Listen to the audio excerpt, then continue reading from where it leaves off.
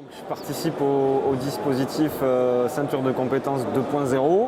On a eu la chance de gagner le prix du public au colloque e-éducation de l'ESN à Poitiers. Et donc voilà, je participe à cette belle aventure des ceintures de compétences qu'on essaye de dépoussiérer un petit peu. On n'invente rien parce que c'est quelque chose qui date quand même. Hein. C'est de la pédagogie institutionnelle, c'est Fernand Houry à la base. Mais on s'est retrouvés entre enseignants pour échanger sur ce dispositif-là et voir avec les nouveaux outils numériques, etc., ce qu'on pouvait faire pour essayer de le démocratiser et de le montrer en fait au plus de gens possible, de montrer ce qu'on est capable de faire avec ce genre de pédagogie-là. Je m'intéresse à ces pédagogies-là depuis longtemps. Puis il y a 5 ans, j'ai commencé à travailler avec des plans de travail, des choses comme ça. Et j'avais pas mal de matériel numérique dans ma classe. Et à force d'évolution, d'écueils, d'erreurs corrigées, rencontrées, etc., j'en suis venu à vouloir mettre en place un dispositif de ceinture de compétences sur mon niveau, qui était C1, CE2. Et puis finalement, je me suis rendu compte que c'est quelque chose qui avait du sens, que si c'était sur tous les cycles, qu'il puisse y avoir un réel parcours tout au long de la scolarité de l'élève, qu'on puisse suivre et qu'on puisse reprendre pour coller au mieux aux besoins des élèves et au rythme des élèves. Et donc j'ai lancé un appel il y a 3 ans sur Twitter en disant voilà, moi j'ai préparé toute ma partie. Si vous voulez, je vous la donne. Par contre, venez travailler avec moi. On va faire un truc gros pour couvrir toute l'école primaire. Et donc c'est parti là-dessus. Au départ, on a fait du CE1 jusqu'au CM2. Et petit à petit, ça a pris un peu plus d'ampleur. Et maintenant, on va de la maternelle jusqu'à la 6e. Et donc on a réalisé des référentiels de compétences là dernièrement qui sont reformulés en fonction des nouveaux programmes.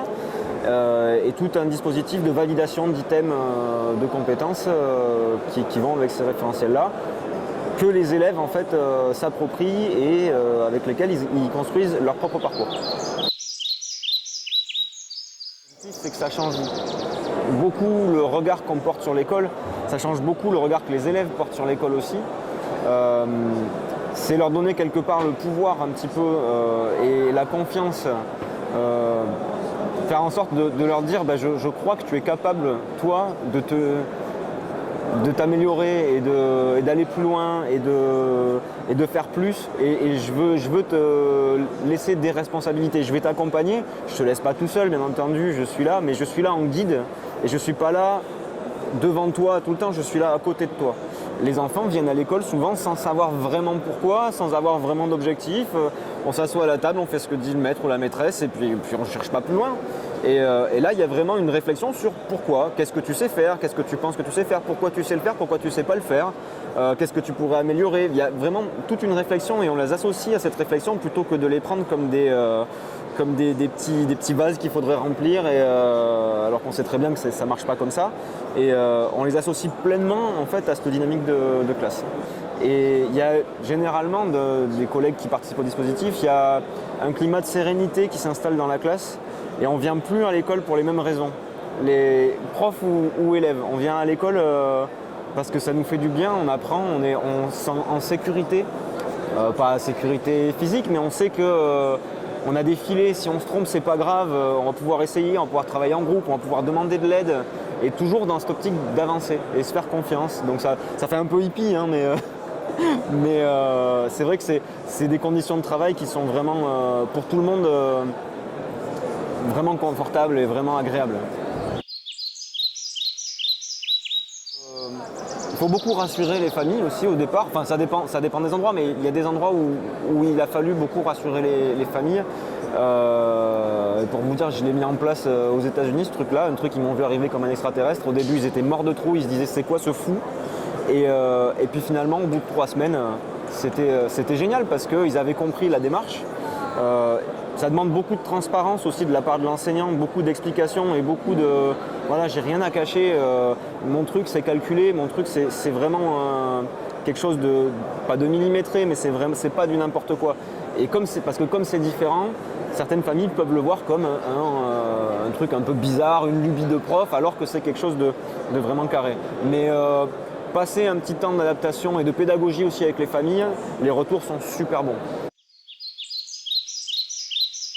Ça casse beaucoup de codes, notamment au niveau de la place de l'enseignant, de la posture de l'enseignant, où ça demande voilà, du lâcher prise. Parce qu'à un moment donné, il faut qu'aussi nous on se dise, bon, je ne suis pas certain que cet élève il puisse être suffisamment responsable, mais en même temps, si je lui donne jamais l'opportunité de l'être, il ne le sera jamais. Donc, on va y aller. Allez, on prend une grande respiration, je vais lui laisser une responsabilité, puis on va voir ce qui se passe, et puis on ajuste. Parce que c'est un ajustement perpétuel. Et c'est une posture qui est très différente. Comme je disais tout à l'heure, on n'est plus devant, on est avec, on accompagne. Et ce qu'on veut, nous, c'est montrer que c'est possible. On a envie de montrer, on a envie d'aider les gens qui aimeraient se lancer là-dedans, les aider avec ce qu'on peut, parce qu'on n'est pas non plus des formateurs, on est des enseignants de la base, mais on a une expérience là-dessus, on a envie de la partager, on a envie de discuter, on a envie d'apprendre aussi, parce qu'on veut montrer qu'il y a des choses différentes de possibles. Ça peut être ça peut être autre chose, mais je pense que le collectif pouvait plus travailler de manière frontale, de manière traditionnelle, voilà, pour faire autrement notre boulot, tout en le faisant dans le respect des programmes et dans le respect de notre fonction d'enseignant. C'est un peu comme au judo où en fait on part de la ceinture blanche, puis après on y va. Et chaque élève a son parcours et choisit son parcours. Un élève égale un parcours. Pour qu'en fait l'enfant puisse lire sa compétence, c'était pas possible en CP. Donc on est parti sur des logos comme ça. Et donc il y a des jeux, des entraînements pour s'entraîner à une compétence. Par exemple, je sais pas, je suis capable de lire les prénoms de la classe. On va faire des manipulations avec des jeux. Et après, il y a une petite fiche de validation. Et il a 3 essais pour valider cet essai. Ce n'est pas une évaluation avec tous les élèves de la classe à un moment donné. C'est l'élève qui dit « Maîtresse, je me sens prête pour passer l'essai. » Et donc, valider son parcours, créer son parcours d'apprentissage. Alors bien sûr, il est guidé par l'enseignant. Voilà, on le supervise, on l'aide. Et tout ça aussi avec une plus-value du numérique, parce que le numérique, ça va nous aider. Donc, moi, mes élèves apprennent leur poésie parce qu'ils ne savent pas lire. Ils les apprennent, je me suis enregistrée, on a mis des images. Ils peuvent les écouter en scannant un QR code. Donc, ils les apprennent tout seuls ou à 2. Et après, quand ils sont prêts, ils me disent « Maîtresse, je peux réciter ma poésie ». Quand ils ont validé un essai de manipulation, ils peuvent prendre une photo. Et donc après, plus tard, je regarde si c'est bon. Tout cela, le numérique est quand même... le temps de pratique est géré par des sabliers pour pas que ça prenne non plus trop de temps. Voilà, il y a des jeux de manipulation et des jeux aussi numériques.